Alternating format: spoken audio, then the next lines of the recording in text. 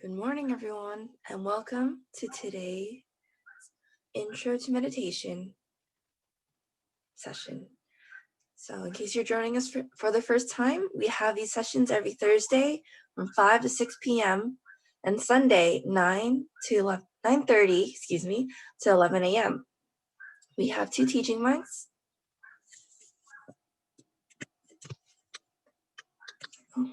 One moment, please.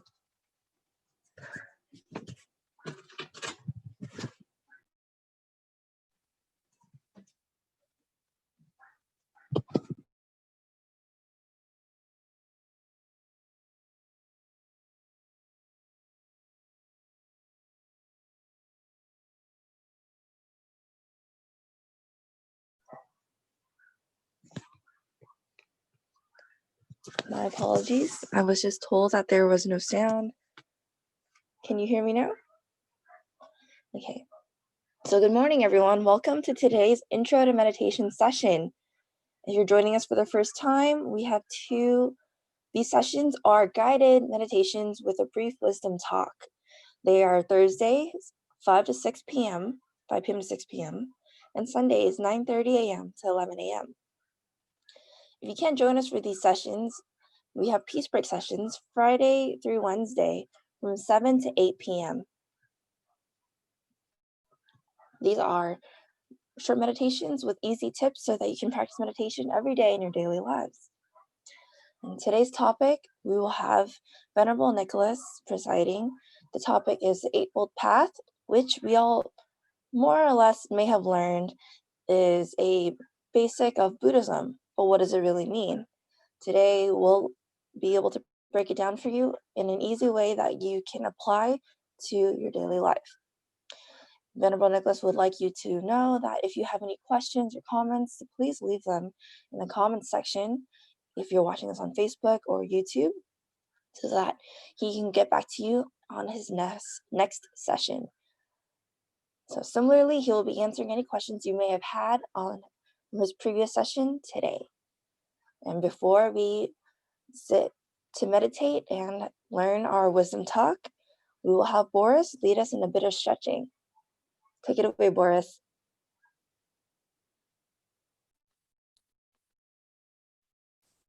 Good morning.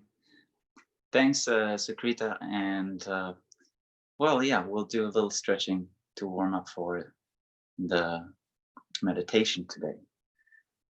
So let's begin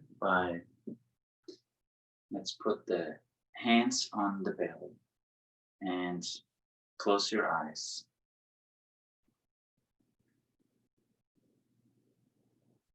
Observe your breathing, your inhales and exhales. Slow down your breath. Notice the point where the inhale meets the exhale, right in the center of the belly. The peace point, the center point,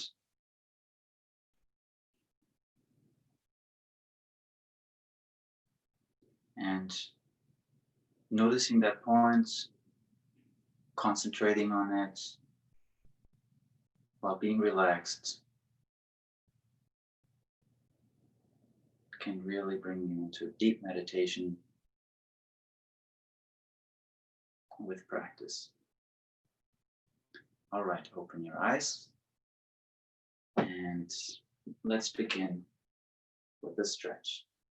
Inhale, reach your arms up high. Exhale, side bend. Stay for a couple breaths here on the inhales. Reach up high. On the exhales, relax into the toes.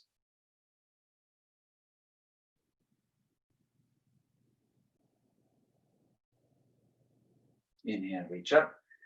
Exhale, other sides. If you feel some tightness, that's okay. You observe and relax, and it's naturally going to disappear.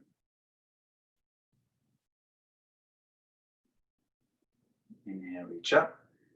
Exhale, other side again.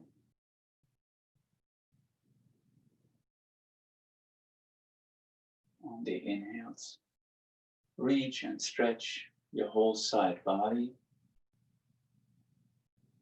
On the exhales, deepen into the pose.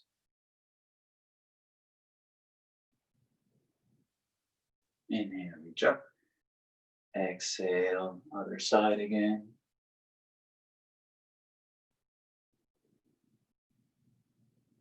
Notice your breath. Deeper and calm. On every exhale, releasing tightness in your body. Inhale, reach up.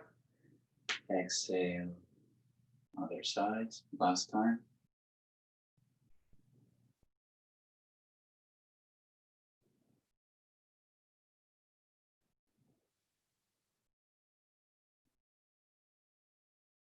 Inhale, reach up. Exhale, relax into the pose.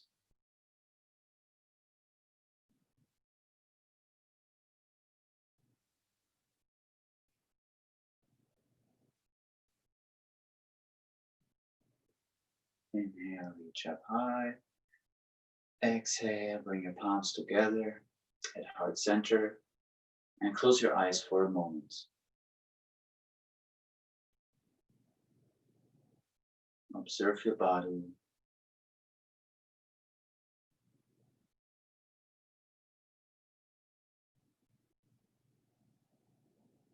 More loose, relaxed, improved posture. And already the mind is becoming a little more still just by practicing some simple yoga stretching. Open your eyes. We'll do a back bend. Inhale, reach up high. Exhale, back bend. Bend your elbows. Look up. Relax your neck into the stretch. Lift your chest up high to protect your lower back. Stay firmly grounded with your feet. And on the exhale, relax into the stretch.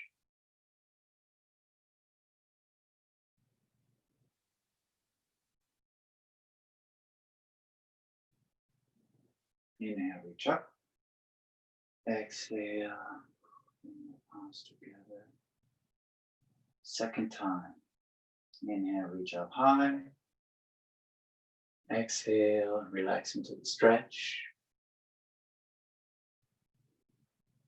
Be careful with this one. Sometimes you can get a little bit dizzy. It's okay. Just go as far as you feel comfortable. Inhale, expand your rib cage. Exhale, relax your back all the way through your neck and the top of your head.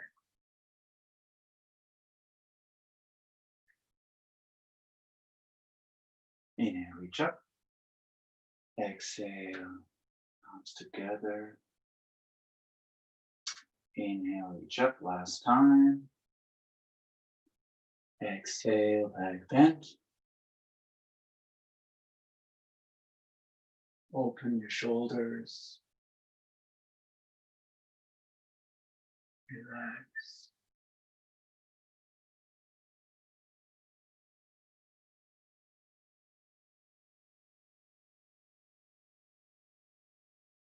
Inhale, reach up high. Exhale, palms together at heart center and close your eyes. The back bend really opens up the body and is quite energizing. So Observe the changes in your body, your posture, how relaxed are your muscles, your back, your neck.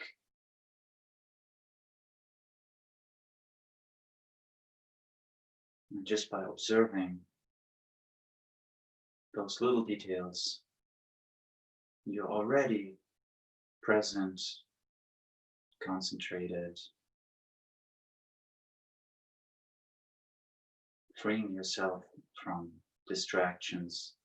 And if still some thoughts come in here and there, you can observe them, and then they're already passed in that moment.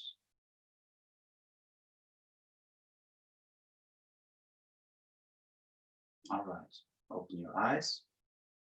We'll do a twist. Bring your hands out wide. Inhale, exhale, side twist.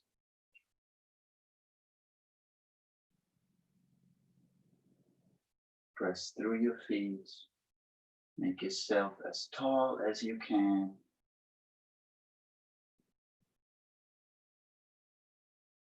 Exhale deeper into the twist.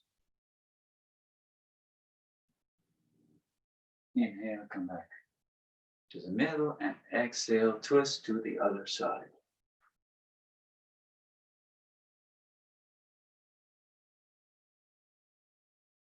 Really extend through your fingertips. Reach across to each side as far as you can. Twist as far as you feel comfortable with.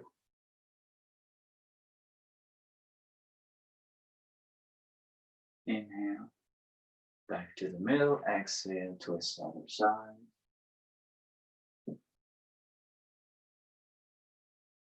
On the inhale, make yourself as tall as possible. On the exhale, twist a little bit deeper into the stretch.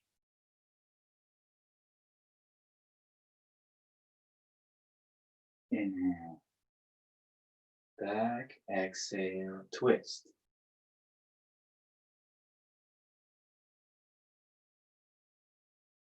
Inhale, expand and reach.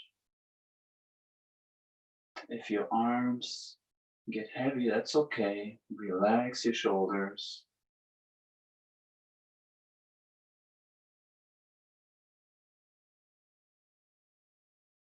Inhale, back to center. Exhale, twist.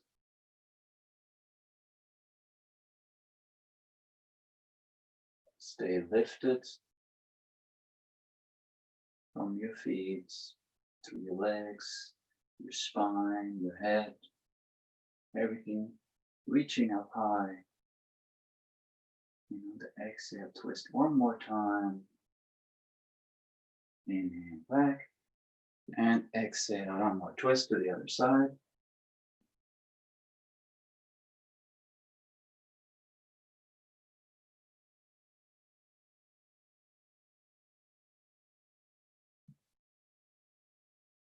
Inhale back to center.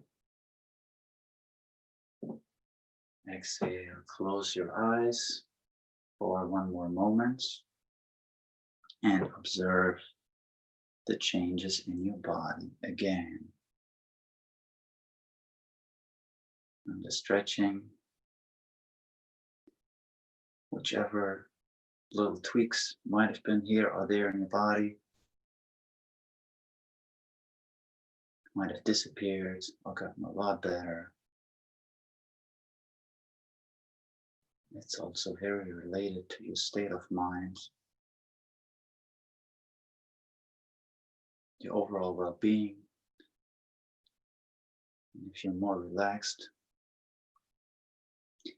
the little tweaks and tensions in your body disappear naturally.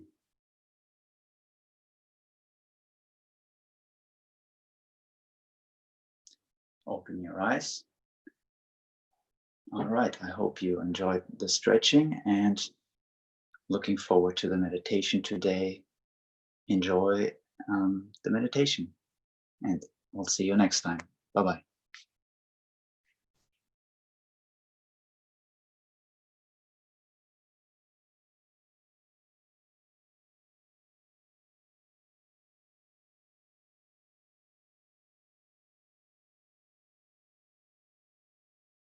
Welcome back to the 9th online episode of Live Peacetime, hosted on alternating Sunday mornings by PeacePoint and on alternating Thursday evenings by DIMC Information with myself, Ven.Nicholas Thanissaro, live streaming from Dhammakaya International Meditation Center in Azusa, California. Today's session will be about an hour and a quarter long and will consist of a 25-minute talk and 25 minutes of meditation, finishing up with 25 minutes of conclusion, answers to viewer questions submitted in advance, and news updates.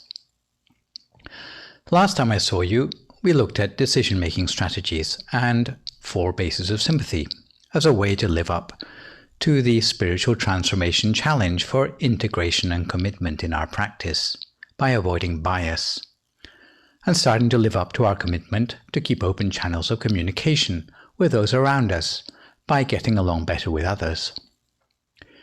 The topic for the Dhamma talk today will be authenticity and the Eightfold Path.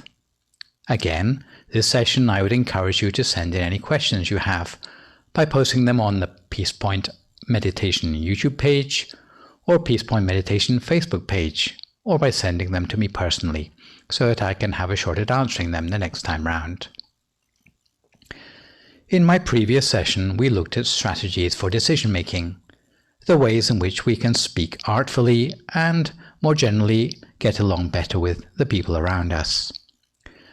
We have consistently been examining how all these factors are linked with our aptitude for spiritual transformation, but I'm sure some of you may still have suspected that perhaps I was just using meditation as a vague excuse for showering you with a lot of Victorian morality. Today, however, we have the special opportunity to put all of what we've learned so far into one complete picture, to see how all our actions contribute to the process of mental cultivation and how, in return, mental cultivation feeds back into the quality of our everyday life. We start out by comparing our search for the enlightened mind to the task of drilling down into the toughest of rocks underground to find a precious diamond. Just as with mining for a diamond, you need to know the process of mining. In the same way, you need to be systematic if you want to attain a still mind. You would want your mind to be the equivalent of a power tool rather than using a blunt, rusty, old hand auger. You can't just use brute force to grab a still mind for yourself. You can't just dangle a hook inside your stomach and haul it out.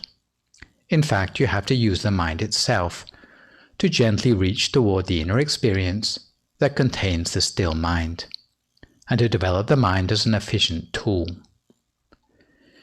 It's not a case of just meditating a lot, but even before you get around to meditating, you need to lay the foundations with a total of 8 factors from our everyday lives, otherwise known as the Noble Eightfold Path. The first thing you need to develop is right view. This factor concerns your assumptions about the world or your worldview. Sometimes in management seminars, is called your mindset.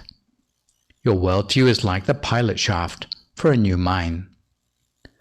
For normal mining processes, your tools must be sharp and accurate if you are to dig deep. In the same way, the mind needs to have certain qualities if it's going to be up for the inner journey. It needs to be condensed, unified, and powerful. And it needs to have a certain minimum of understanding about the nature of the world, especially an attitude of openness to the possibility for improvement in life through your own efforts. You mustn't underestimate the very real distinction between the wholesome and the unwholesome. You mustn't think that death is the end of the story. You must think that it's worthwhile to try to pursue good deeds. The mind which is ignorant of these things will be too dispersed and scattered to pierce deep enough to reach the center of the body. A dispersed mind cannot even fit through the center of the body. The mind which has right view in the ways mentioned, on the contrary, will be naturally focused and peaceful. Right view is like the diamond tip which allows the drill to penetrate deep into all materials.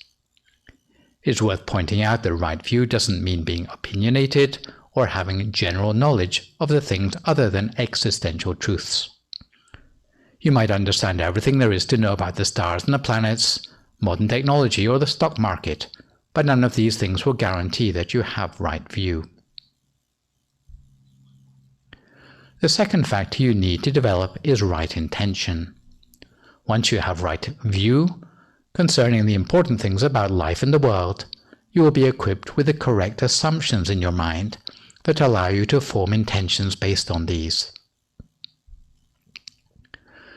The mark of right intention is that it allows you to make the correct decisions about how to lead your life, without any of the biases of desire, hatred, ignorance, or fear.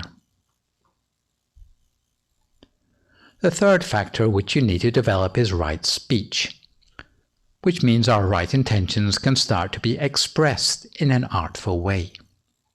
This doesn't just mean the words that come out of your mouth, but it refers to any sort of explanation or justification which is communicated. It can include the written word or what you post online. It can be communicated to other people, or like a soliloquy, it can include self-speech, like when you say to yourself, "Oh, so that's what it means."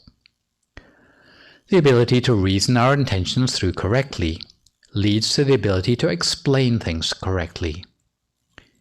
Even the habit of keeping a diary is a way of cultivating right speech. People who are too lazy to record details of their lives will never manage to improve their life for the better, because they lack a sense of perspective on their life. Having right speech certainly means avoiding dishonest or improper speech, such as telling lies, but mostly emphasizes speaking only of good things at the appropriate time, as we've seen with the 5-star or artful speech of the previous session. The fourth factor you need to develop is right action. Because of correct explanation, the next thing to emerge in our repertoire will be right action. Whatever you do, whether you are sitting, standing, walking, or lying down, it must be correct and proper. Even if you play sports, you need to play according to the rules and avoid cheating. If you eat, you need to know what things should be eaten and what things should be avoided. You can swim in the sea, but you mustn't use it as an excuse to catch fish. You shouldn't use sport as an excuse to place bets. If you want to practice yoga, that's okay. If you want to practice karate, that's also okay, but not to use your new moves to get in a fight. You should have the best of manners, and when you work or study or look after your family, you should do things in an authentic and systematic way, in the proper sequence. You will notice that as you reach this stage, there will be a lot less mental chatter to distract the mind. The essence of right action is to do things in a way that does not lead to distraction of the mind. You must not let the tip of the drill spin away from the mark. You must not let the hammer slip away from the chisel, or you'll never get the diamond. The fifth factor you need to develop is right livelihood. Traditionally speaking, this means avoiding making your living by selling weapons, slaves, animals to the slaughterhouse, alcohol, or poison. In fact, all jobs have grey areas or loopholes that require care. Supposing you are a pop singer or a movie star. What about being a model on the fashion catwalk? If you don't have a clear idea about how much to cover yourself up, eventually your privacy will be compromised in a way that causes your mind to get distracted. If you can practice right livelihood, then you avoid being a burden on society, and your job won't encroach on your private life. That way your mind will automatically be far more peaceful, even without having done anything special. If you don't rely on income from gambling, then you don't get the resulting downside of debt or violence. If you don't get hired as an assassin, then you won't constantly be looking over your shoulder. If you are a monk, you won't want to give predictions for the lottery or tell fortunes. Notice that if you avoid the sort of living where you make a profit out of the suffering of others, you will already gain a certain level of peace of mind. It all starts with having right view that feeds into right intention. Because of right intention, you gain right speech. Because of right speech, you gain right action. Because of right action, you gain right livelihood and a mind free of distractions. For earning your living, you just earn your living in order to feed yourself and your family. Nothing more complicated than that. For monks, income should be no more complicated than going on alms round. The sixth factor you need to develop is right effort. Once you do only good things in life, you will see the benefits firsthand and develop confidence in the value of good action. When this is the case, you will want to do only good things and avoid bad ones, hence making the sort of effort which is called right effort. When we notice we have a bad habit, we will instantly want to overcome it. If we see the opportunities to do better deeds, such as helping society to become a more harmonious place, then we will jump at the opportunity. This is the practice of right effort. The seventh factor you need to develop is right mindfulness. This factor is to do with placing the attention in the right place. That is, internally and ideally at the center of the body. Such mindfulness is not the result only of practicing meditation, but it is the culmination of successfully following all the preceding factors. Right effort leads to relinquishing more and more bad habits, to the point where you become able to use right effort merely to maintain the mind at the center of the body all the time. It will become second nature to take care of your mind in order that it doesn't become disconnected from the center of the body. By contrast, those suffering from wrong mindfulness will suffer from constant distraction of the mind. They would have no idea whether their mind is focused inside the body or outside. When those with wrong mindfulness go into a jewelry shop, see a huge diamond and think, "What a lovely diamond," their attention gets stuck outside the body by obsession with that diamond. The way to overcome such an obsession very cheaply, by having right mindfulness, is to bring the mind home to the center of the body, rather than bringing the diamond back to your home.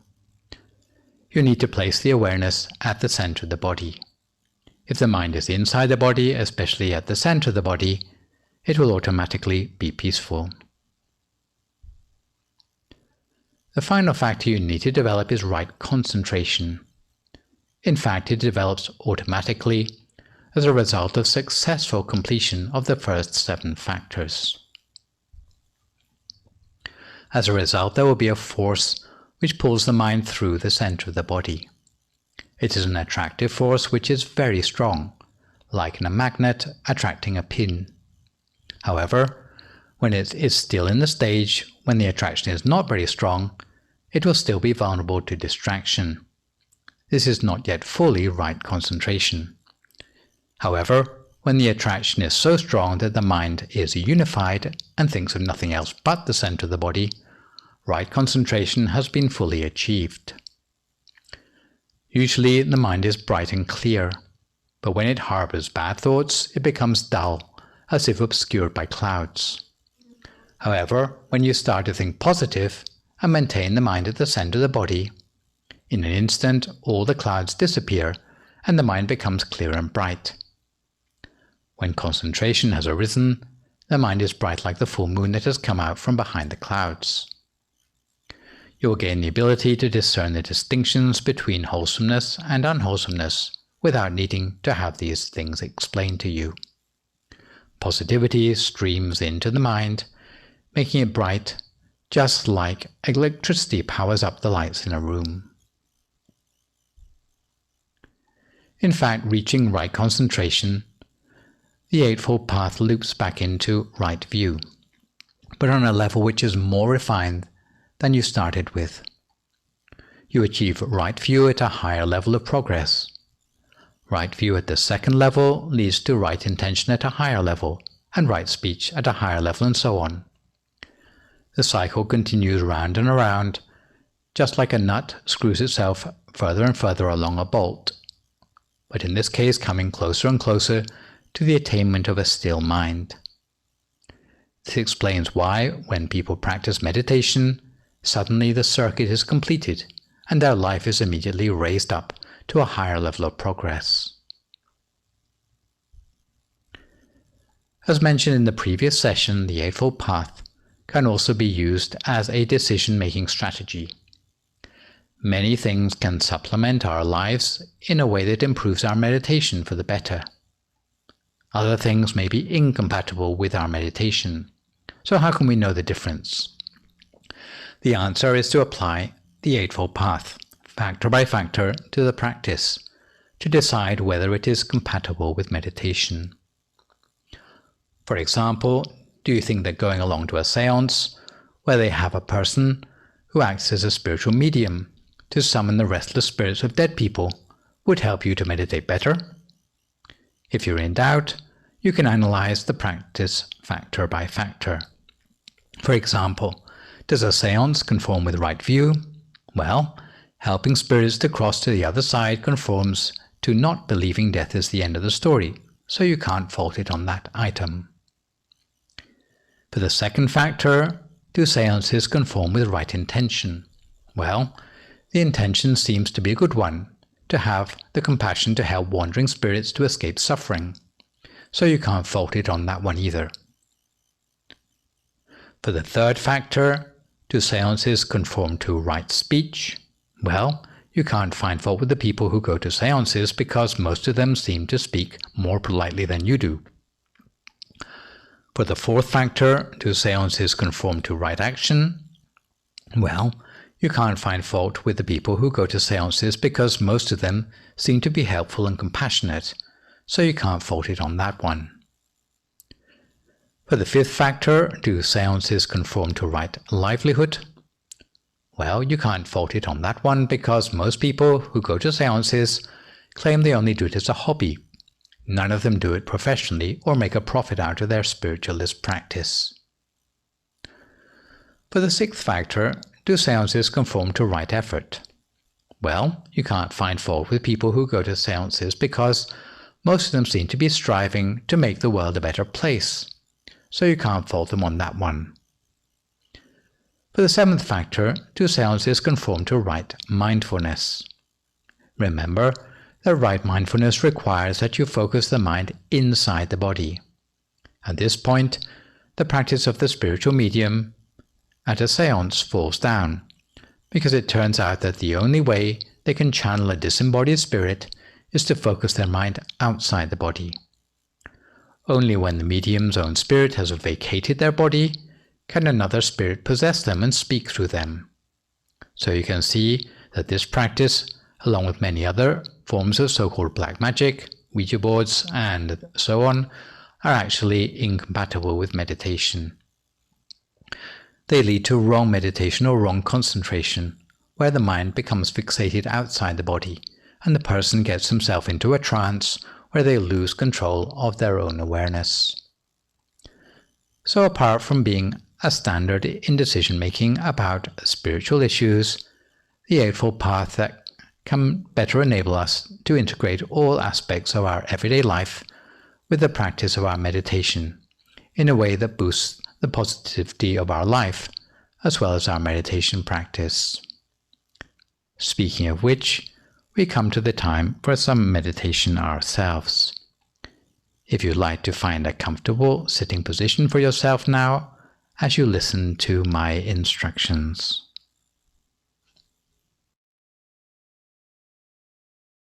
Having adjusted your posture for meditation, rest your mind in stillness, gently at the center of your body, allowing your mind to become empty from all anxieties and worries, so that inside feels spacious.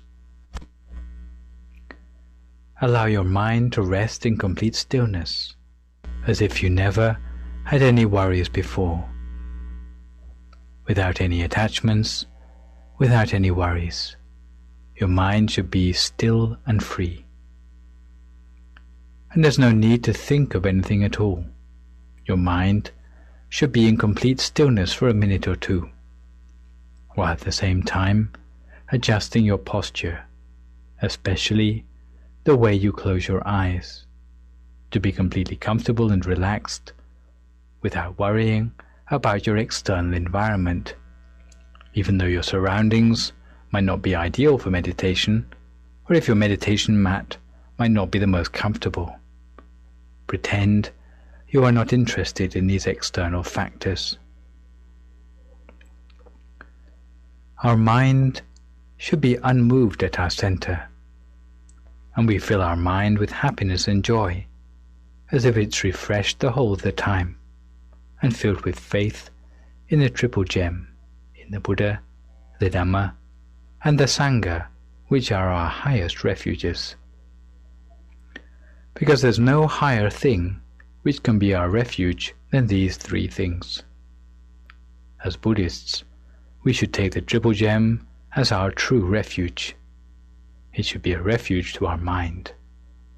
Our mind should be aligned with these things, taking these things as our support in life, rather than resorting to superstitious charms or rites and rituals. Today, as we meditate, we'll take the opportunity to explore the inner meaning of the triple gem, the Buddha, the Dhamma, and the Sangha, and how these can be the things which give us support and be our refuge. We shouldn't expect other things to be able to help us in times of trouble, no matter what other people might try to convince us. We should pay attention to the triple gem, rather than paying attention to these things which cannot be our true refuge, or help us to break free from suffering. Because anything other than the triple gem must eventually deteriorate.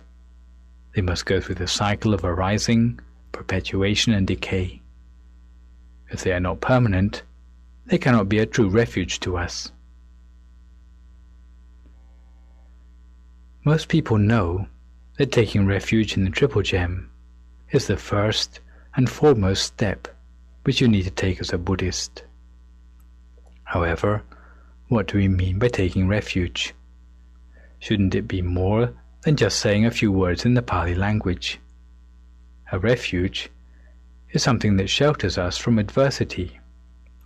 If you are ill or injured, maybe a hospital is your refuge.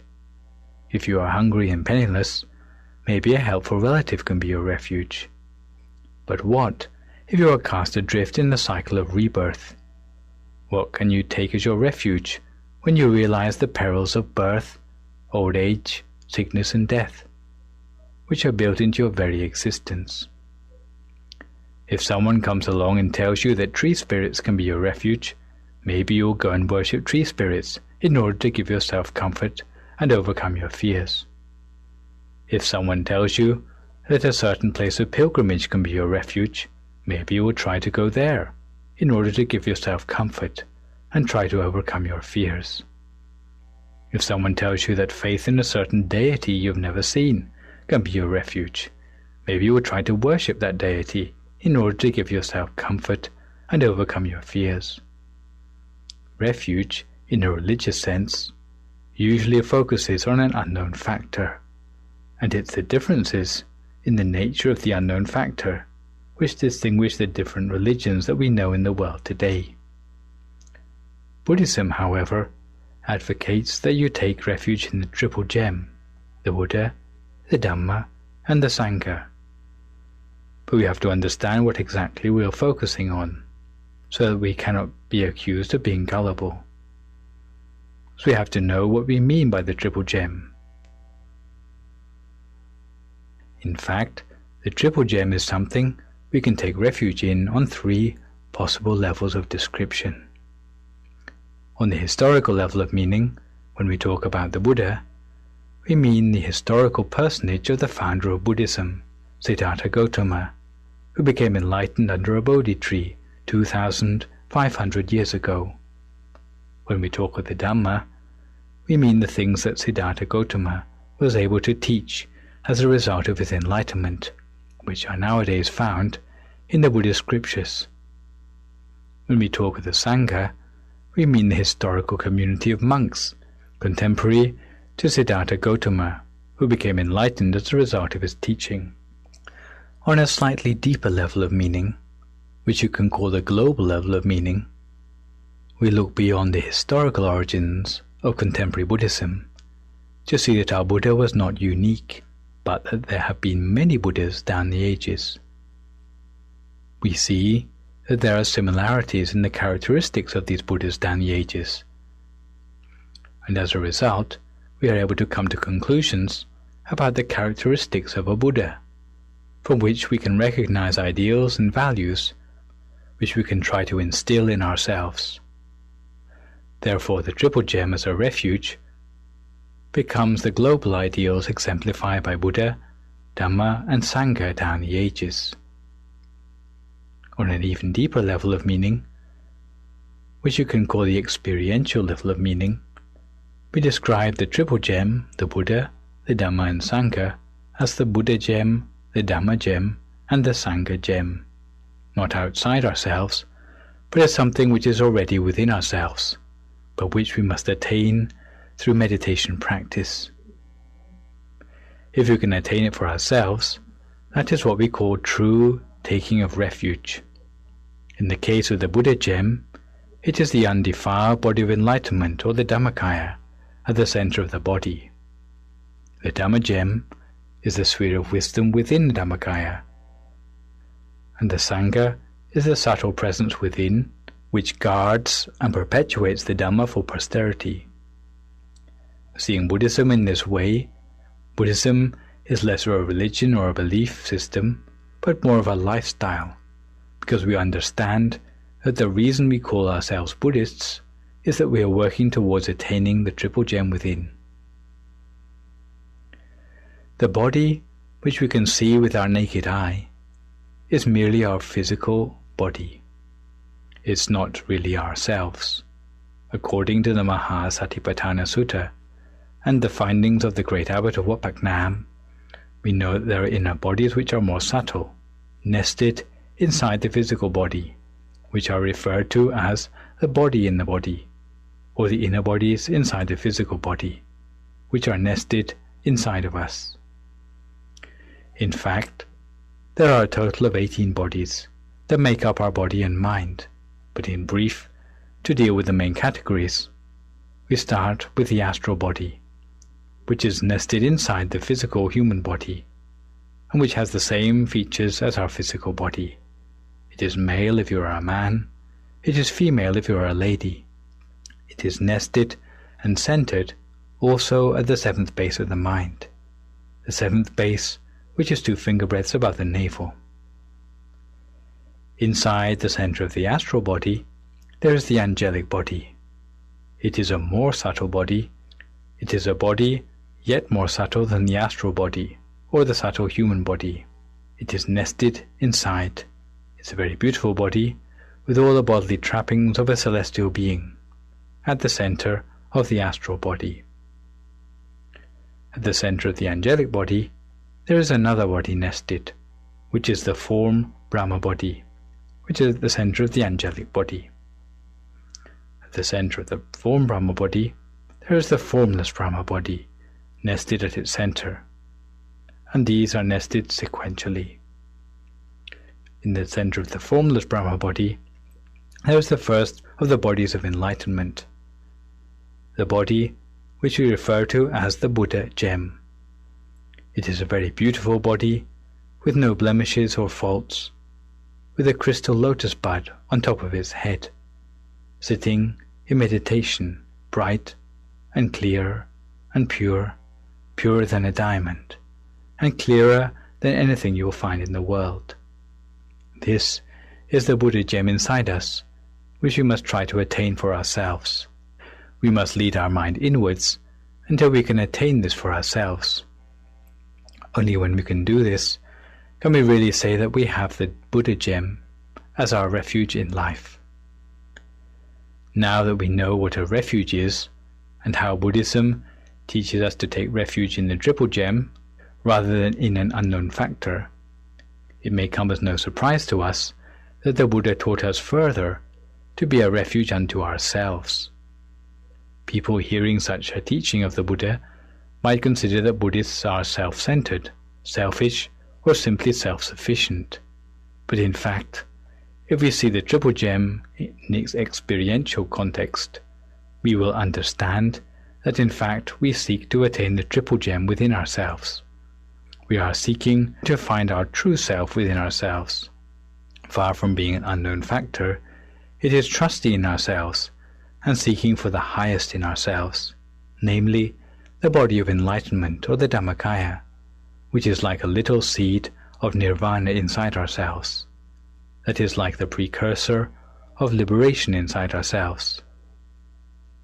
The more a part of our life we can make it, the more we are able to liberate ourselves from the clutches of the cycle of rebirth. When one day our consciousness is reunited with such an awareness 24 hours a day, we will not be drawn back into the cycle of rebirth anymore. Thus, the Triple Gem is the starting point of being a good Buddhist. And today, we should fill our mind with faith in the Triple Gem, so that this can be our refuge. And we will make the firm intention that we should lead our mind to go to the Triple Gem for refuge. And today we'll be looking at the method by which you can train your mind to go to the Triple Gem. It is the most subtle of our inner bodies, which is nested inside our center, because once we attain it, we will be a refuge to ourselves in terms of true happiness. We will know the true meaning of happiness, because we have heard a lot about happiness in the past, but we will find out what it is actually really like. Most beings have no idea what the real meaning of the word happiness is. They only know about the fake happiness, taking refuge in insubstantial things. They borrow the word happiness to use for other things. Some people say gambling brings them happiness, that alcohol brings them happiness, or going to nightclubs. But when they find the real Buddha gem inside themselves, the thing which before they understood to be true happiness will instantly be transformed. They will have no remaining doubts. They will know that the characteristic of true happiness is something completely different from anything they've experienced before. They'll realize that what they called happiness before was really just a distraction from the state of suffering in their lives. So, true happiness is something we can only really have when we attain the Buddha gem inside ourselves, which is clearer than clear, more beautiful than beauty inside ourselves. This is the real happiness that we should be looking for. The shortcut to attaining the happiness of the Triple Gem is to bring our mind to a standstill at the center of the body, at the seventh base of the mind. We should bring our mind to a standstill at that point, bringing perception, memory, thought and cognition to a standstill at one single point at the center of our body. Because focusing our mind anywhere else is of no real value to us.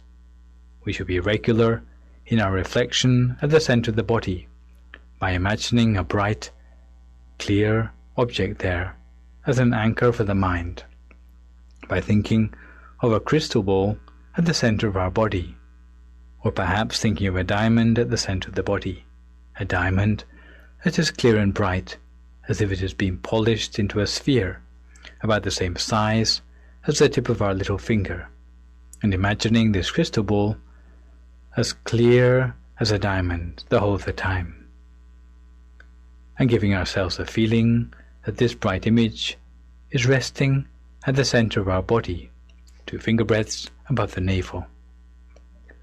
As for those who are new to meditation, who have not yet understood the position of the center of the body, you should imagine that you are taking a thread from your navel directly through your back, and a second thread running from the right side to the left side on the same level.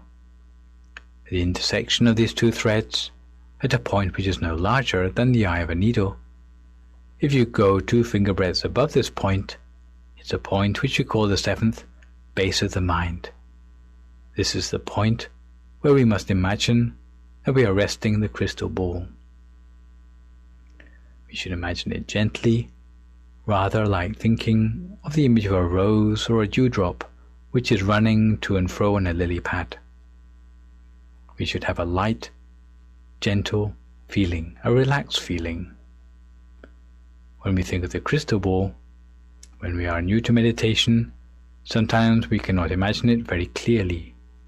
Mostly, it's not easy for us to do in the beginning. It's only a few rare persons who have cultivated these skills from previous lifetimes, who have an instant familiarity with the crystal ball at the center of their body. But such people are rare to find. Usually, 90% of people don't find it easy to keep their mind on the mental object in the beginning. We have to accept the nature of people's skills because we are new to meditation. So we have to be patient in the beginning. We must gradually train ourselves to imagine the crystal ball, which is clear and bright, at the center of the body, clear as a diamond, flawless, at the center of our body. Gradually and patiently imagine it.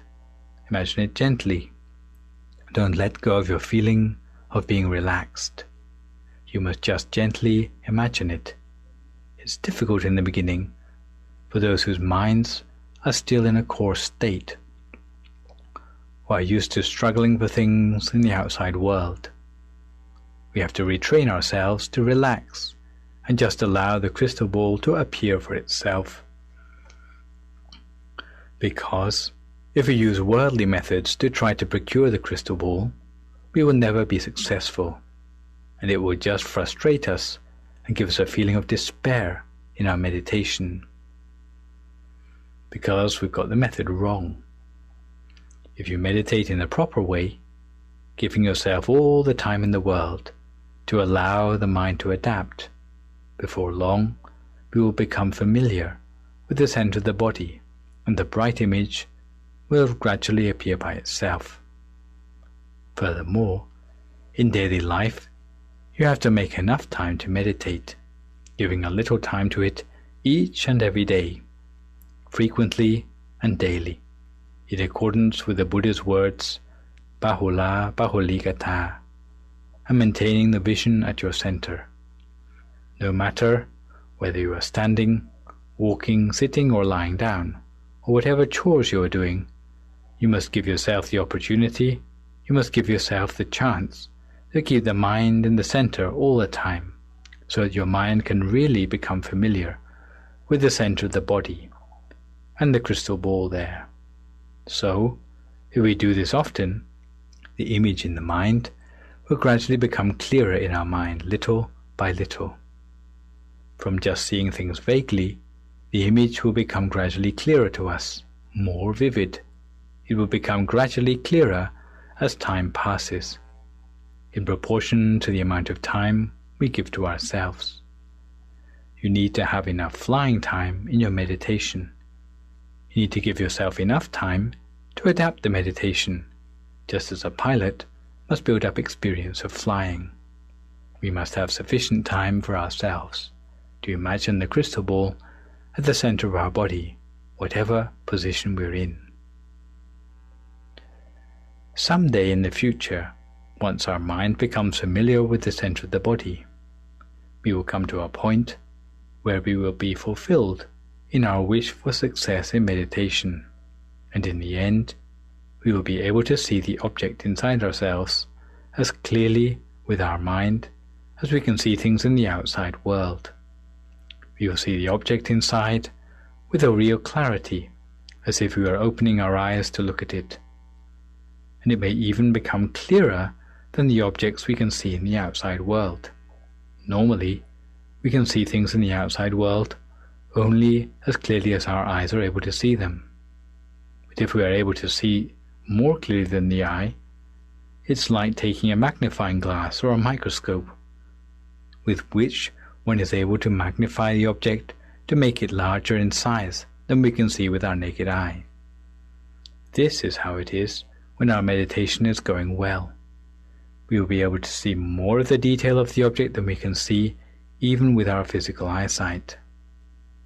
This is the meaning of the words clearer than can be seen with the naked eye, which we sometimes find in our meditation evaluation. The moment the object becomes this clear, we will have the instant byproduct, which is the happiness that fills the mind, overwhelms the mind, as if someone turned on the tap of happiness inside ourselves. That happiness will spread to fill every molecule of our being. We will be filled with joy. We will feel light in weight, both in body and in mind, and we will feel as if our body is weightless, rather like our whole body is as light as a bubble. We will feel as if our body has faded away into the atmosphere around us, and we will feel that our body is not there anymore. Our mind will be so pure, purer than anything we have ever experienced before. So, from this moment onwards, may all of you imagine the bright crystal ball at the center of your body, bringing your mind to a standstill at the center of the brightness in the center of the crystal ball, while maintaining the mantra Samma Arahang, Samma Arahang, Samma Arahang, if necessary, in your mind. Your mind should be at a standstill, so don't allow your mind to be distracted anywhere else. Now, each their own meditation practice in silence until we come to the appropriate time.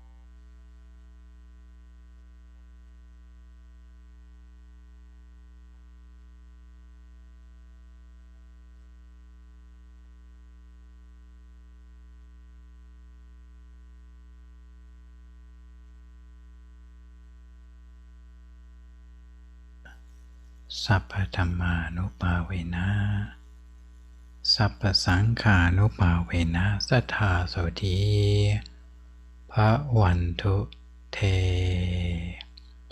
So if you'd like to come to the end of your meditation for today, you can gradually open your eyes again. If you feel at all uncomfortable, then slowly try changing to a more comfortable position and gently finish your practice. So to live up to the challenge of commitment, we now continue by looking at the subject of authenticity. Authenticity is a form of being genuine in our efforts and implies truthfulness and honesty with yourself and others in whatever you do. It means avoiding being fake in your efforts to do good deeds, although you may find that eventually you can fake it until you make it. It's the equivalent of avoiding being dishonest with yourself, telling lies to yourself, or living a lie. We need such authenticity to help uproot bad habits from our personality and defilements from the mind. Similarly, we need to be authentic in our cultivation of good deeds to gradually replace the bad habits from our repertoire. In effect, we all have a lot of work in hand, because to overcome such habits is not something that can be done overnight. We know that good habits can help us to turn against the current of negative influences in the world, but to do so with sufficient vigor to make any difference, we have to cultivate good habits with the intensity to turn around the direction of our destiny. Such a way of accruing good deeds is known as authenticity. The sort of effort that identifies authenticity is regularity, unconditionality, and perseverance in the face of obstacles. Authenticity means having no excuses. The less excuses you have about managing to cultivate good habits, the more they will develop. Having no excuses, conditions, ifs or buts makes a difference between cultivating good habits intermittently and accumulating good habits continuously until we reach the aim that we've set for ourselves. Whenever we try to do good deeds, we inevitably find challenges and obstacles in just the same way as we discovered overcoming the fear of death, represented by the last of the gremlins we saw a couple of sessions ago. Some people give up easily in the face of such obstacles. Those who value authenticity will always want to achieve better than best, rather than settling for mediocrity or having excuses for their lack of quality workmanship. So we'll look at authenticity in 5 different contexts: for study, in the workplace, in terms of punctuality, relationships, and in our meditation. So let's start with authenticity in the study context. A lack of authenticity may be the reason students fail in their studies, and this would definitely be true for students who are always leaving their revision until the last moment. Reasons why students are unsuccessful include failure to follow through on the full process of learning, or failure to appreciate knowledge from all its possible perspectives. If one is to be authentic in one's learning, it is necessary to follow through on the whole process of learning and not just stop short, having completed only some of the stages in the process. Otherwise, the depth of the knowledge or the usefulness of the knowledge will be curtailed.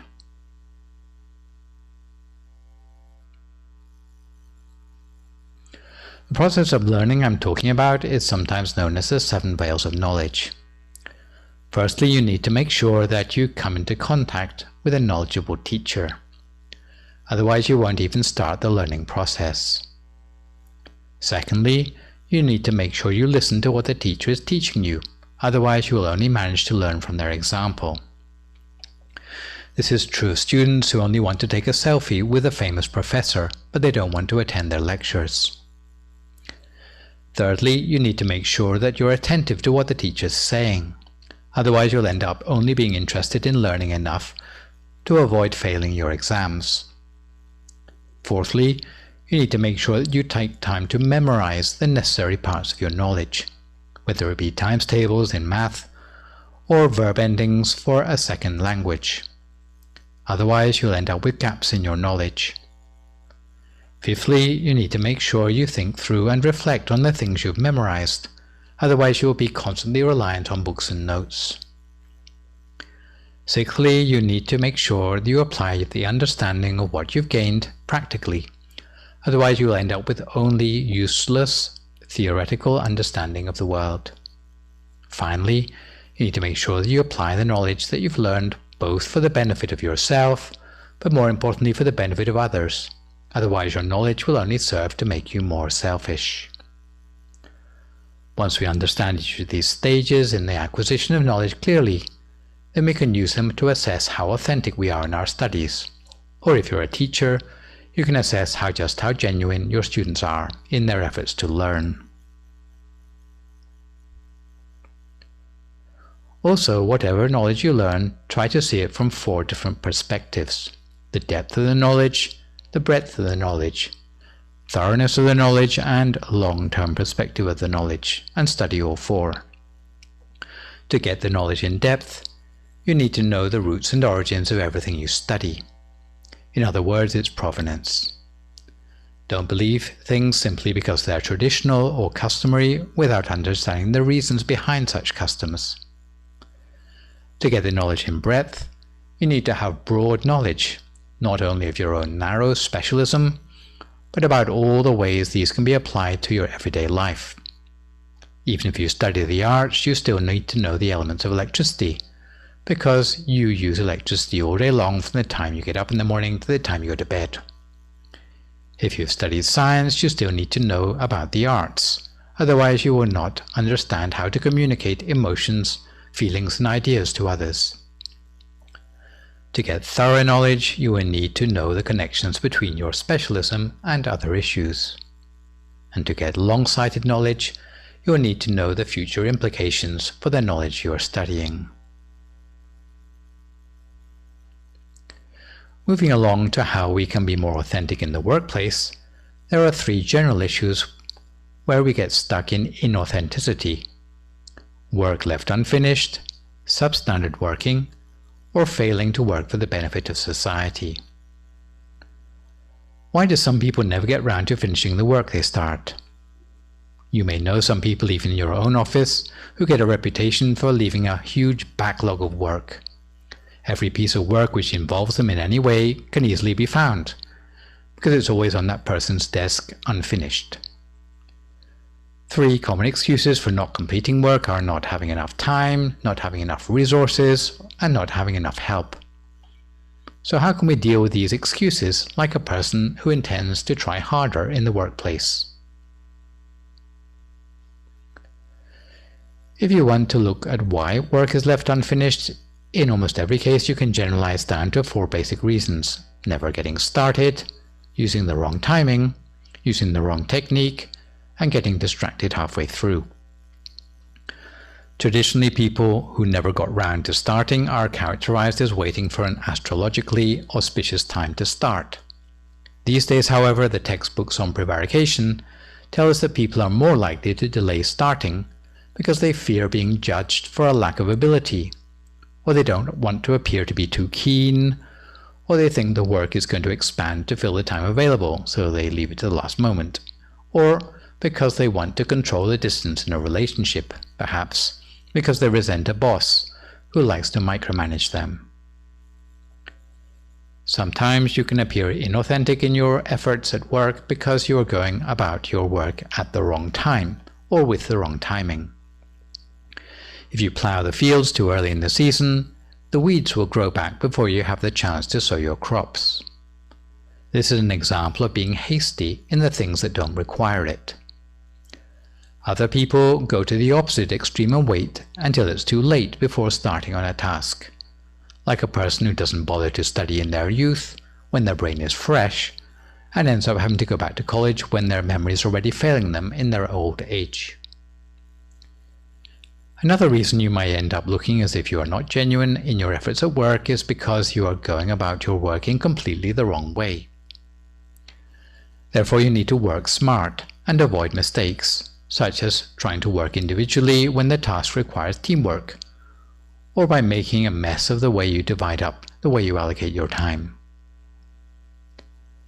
Some people look like they're not making a genuine effort at work because they get distracted halfway through. Some are distracted because they're more interested in eating, in sleeping, in their romantic interest, or because they habitually get up late, or perhaps because they're just filled with excuses. The next problem of inauthenticity is in the workplace is that not with people who don't finish their work, but those who are substandard in the quality of their work. Some people aim to do no more than the minimum to scrape through any allocated work without attracting any complaints.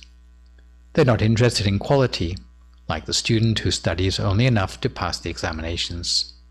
Still, this is a little better than someone who doesn't even try to finish their work. But a lack of pride in one's work doesn't fit with being an authentic person. Ideally, people should work to the best of their ability to have pride in their work. Unfortunately, such people are often workaholic because they may not be interested whether what they do is ethical or not. Finally, a problem of authenticity in the workplace is doing work that's of no benefit to society. This is the factor that concerns the ethical issues of the work you do. Some people, apart from finishing work and doing it to the best of their ability, will also select only ethical types of work which are of benefit to society. They will not select to do work such as trading in poison, alcohol, live animals, slaves, weapons, or poison, which are contrary to the right livelihood I mentioned earlier. Also, they will not earn their living in ways that contravene the laws or customs of the place in which they are living. On the contrary, if the work involves wrong livelihood, it is a sign of inauthenticity in the workplace. As a result of getting our working life in control in all the ways described, you will actually find your working life will facilitate your progress in meditation, because you will avoid having anxieties that unsettle the mind when you come to meditate. Moving on to how to be authentic with our time, we come to the topic of punctuality. This is the fourth of the 5 forms of universal goodness. It is less of a problem in the West than it is in Asia, where time generally is perceived to be more elastic in nature. Time is considered the most precious asset we possess. If we are punctual by nature, it helps us to avoid being put in a situation where we are tempted to tell lies. Showing up late for work or not finishing our job on time can cause us to cover ourselves by telling a lie. When you're punctual, you do not need to make up such excuses. Being punctual also shows that you value not only your own time, but that you're considerate about wasting other people's time. Punctuality shows others that you respect them, can manage your own time well, and you're a person of your word. It shows you're dependable. On the other hand, showing up late is like stealing someone's most valuable and irreplaceable asset. People with good time management skills can more easily find balance in life. At school, when both teachers and students show up on time, the learning environment is more energetic and enjoyable. In the workplace, timely habits will almost always make a company more competitive than rivals that do not value the time of their clients. Being punctual on a consistent basis allows the company to meet important deadlines, and this creates a good reputation amongst current and future clients. If you know you're not very punctual, you can build on this aspect of your authenticity by waking up right away when the alarm goes off rather than hitting the snooze button. By reminding yourself of the precious and irreplaceable nature of time and trying to arrive 5 to 10 minutes before any appointment. Moving on to how to be authentic in relationships, it can be very helpful to cultivate a sense of gratitude to all the people you know in the world, because this will help you to see the relationships you have with others as an opportunity to do good deeds. Being generous sensibly, you will not have to fear that others are going to try to take advantage of you. Also, this is a difference between noble spiritual friendship and fake friendships, a topic that we will look at further in my next session. It also means unconditionality in relationships with close family and helping our extended family to the best of our ability, which again we'll look at in more detail in a future session. Lastly, we come to how to be authentic in meditation and other good deeds. There are 4 things that we need to work on: willingness, comfort and concentration and balance, consistency, and corrective observation. Willingness is the motivation to pursue spiritual transformation and practice meditation. Prajan Burin Titakusalo explained in his book called Inner Peace Life that these 5 features can overcome each of the 5 hindrances accounted in meditation. Willingness is considered the antidote for sense desire because it reclaims your attention from distracting sense pleasures and inspires us towards the goal of meditation. Comfort is a sense of ease and contentment with your present condition.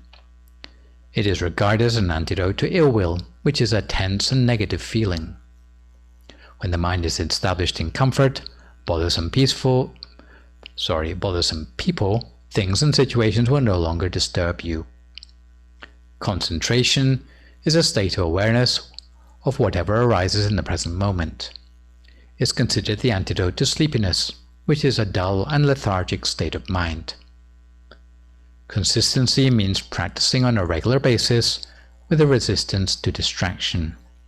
It is the antidote to restlessness, which is an unsettled, anxious feeling characterized by an inability to sustain focus for extended periods of time. Corrective observation is a state of neutral and peaceful monitoring of the mind. It is considered the antidote for doubt, because doubt is the judgmental reaction to your mental condition. It is not a state of neutral observation for your mind. Although doubt is beneficial for intellectual development, for meditation, doubt is considered to be a hindrance to attaining a proper state of deep inner silence, leading to wisdom. To successfully observe in meditation, you must let go of judgment and observe with equanimity. The origin of this recipe for success in meditation can also be applied as a solution to all forms of inauthenticity in life. Willingness aligns with initial inspiration. The balance of concentration and comfort aligns with balanced application. Consistency aligns with continuous application, and corrective observation aligns with evaluation. Finally, we come to a general solution to boost our levels of authenticity, whether in study, work, punctuality, relationships, or meditation, is to cultivate the ingredients of success, known by the Buddhist technical term of the 4 Iddhipāta, or basis of success. To develop authenticity in all tasks, you need to follow a recipe for success which includes a total of 4 constituents: initial inspiration, balanced application, continuous application, and evaluation. The first of these is initial inspiration. If you can build enthusiasm for your task so that you are active and lively rather than being reluctant and lethargic, this is the first and most important step to success in a task. Don't forget, if you're doing it right, it should be fun. If you find that you are by nature lethargic, you can solve the problem by playing sport and taking exercise to wake you up. The second constituent is balanced application. If you can train yourself to love the sight of each task, seeing each as a challenge instead of being scared, that the work will make you tired. Train yourself never to look down on any sort of work and not to prevaricate about doing things when you have already made up your mind to do them. The third of these is continuous application. Always be detailed and refined in your work, approaching the work in a way that is appropriate. Knowing the nature of any task can be developed by experience and not giving up until the task is complete. The last ingredient is evaluation. Always look back over the success of your work performance to see if there's any way in which you could do the same thing better. Be observant. Improve your skills by associating closely with those more skilled than yourself, and don't forget to meditate regularly. If you can develop these 4 ingredients of success, you will be able to complete tasks on time for sure, and you'll be able to maintain your duties however many you have. So today, besides the Noble Eightfold Path, we have been looking at ways to build up on authenticity in aspects of life that affect our efforts in spiritual transformation. During the coming week, why not try observing how much authenticity you put into the things you do in your life to see if these strategies are useful to you. If you find that you're not making as much progress as you expect in your meditation, try tuning up on authenticity, whether it be in your studies, work, relationships, punctuality, or meditation itself. So we come to the part of the live stream where we try to answer some of the questions sent in by viewers. Today my question comes from John Chabot. I hope I got the pronunciation right. So here comes the question. Is it true that you only make merit when your mind is at the center and not every time you sit to meditate? Hi John, and thank you for your amusing question. I would like to emphasize at the outset that you get merit every time you meditate, whether your mind's at the center of your body or not. You even get merit if you fall asleep for the whole of your meditation, because, at the very least, you start with your mind with a wholesome intention, which is the origin of merit in your life. The question of whether your mind is at the center of your body does, however, affect the amount of merit arising for you. It's not an all-or-nothing phenomenon. It is rather like collecting rainwater as it falls from the sky. You can hold out your hand and you get a palmful. You can put out a bucket and you get a bucketful. The rain falling gives the same opportunity for everyone to collect what they can, but it's up to each person to fulfill their own side of the deal to avoid the rainwater going to waste. The reason why we are particularly interested in having our mind at the center of the body is that it's like going to the source of the merit or the rainwater, if you would like to take that metaphor further. For as long as your mind is at the center of the body, it's like you're connected with the source of the merit or the water main, if you want to persevere with our metaphor. Thus, even a few moments at the source or the center can yield more merit than running around putting out buckets, which would be the equivalent of a meditation which was not so precisely focused. Thus, we try to keep our mind at the center as much as we can. But if we can't manage to do this the whole time, we should not beat ourselves up about it, but rest assured that we will still obtain a certain amount of merit regardless, while trying to extend the length of our time that our mind stays at the center as we get more adept in our practice. So let me finish up with a couple of news updates, one about merit making at the temple and a second about the availability of meditation teaching in English.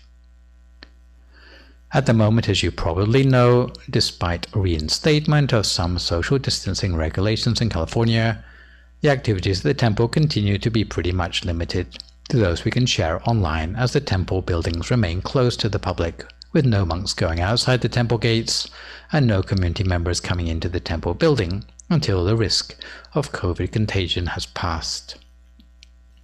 As the number of new infections in California continues to skyrocket, we are remaining cautious to avoid a second wave. Nonetheless, we continue to receive so-called curbside or drive-through donations of food and requisites, usually between 10 and 10:30 a.m. every day. Anyone wanting to make a contribution to the temple, as long as you wear a face mask and keep your distance, can visit the temple between 10 and 11 each day, and at least one monk will be waiting at the temple gate, dressed in PPE, to receive the donation and give a blessing. If there's time to spare, the monk may lead a short meditation for the people who are gathered there. In the meantime, although all of us hope the present situation will not last too long, the silver lining for the crisis is that there are additional ways in which temple devotees can show their support for the temple without having to attend in person.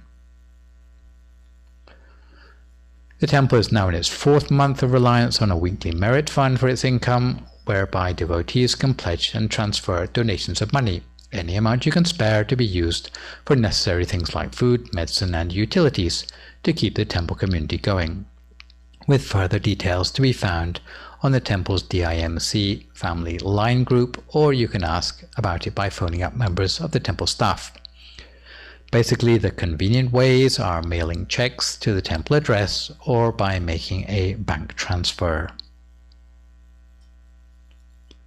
Online transfers can be made by Venmo or Zelle.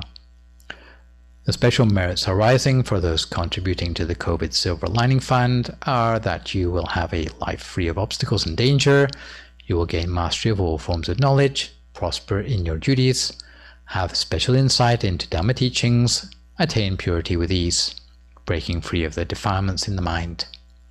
You will gain wealth on worldly, spiritual and transcendental levels, allowing you to pursue perfections with ease, all the way to the attainment of the utmost Dharma, and the whole temple would like to rejoice in your merits on this occasion.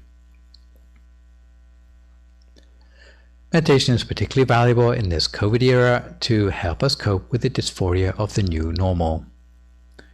In this respect, here at the temple, although there are no face-to-face teaching sessions for the interim, you can log into the Dhamma teachings in English at the YouTube channel called Peace Point Meditation or the Facebook page of Peace Point Meditation, either live on Thursday evenings and Sunday mornings or on demand after the event. Peace breaks are broadcast every evening between 7 and 8 p.m. between Friday and Wednesdays. For the benefit of families listening in, there's also a special show for children in English known as Shining Star that goes out between 7:30 and 8 p.m. every Monday evening with bedtime stories and meditation short enough to keep the attention of younger listeners. Outside of the live streams and on-demand programming, there's also the MindGem app, which you can download for free, allowing you to listen to meditation and Dhamma talks in English on your cell phone. So this session we have looked at the topic of Eightfold Path and authenticity. For my next session online which will, fingers crossed, be a week on Sunday morning and a week on Thursday evening, we'll be looking a little more at the subject of friendship. In other words, other friends' influence on us and our influence on others as their friends. For good measure, I would like to remind viewers again, even better than posting thank you or great talk or satu, which are encouraging, you can move to the next level and try posting a few questions, and I will do my best to answer those on my next session. In the meantime, I would like to give the blessing that you stay healthy, avoid reckless or complacency in the face of the virus, maintain a positive mood, speak only positive words, forgive others, extend good wishes to others, and meditate daily. Try to be more authentic with everything you do towards your own spiritual journey of spiritual transformation, especially in putting the Eightfold Path in practice in your life. So for today's program, this is me, Ven.Nicholas, Thanissaro, signing off for this session. So long, folks, and stay safe.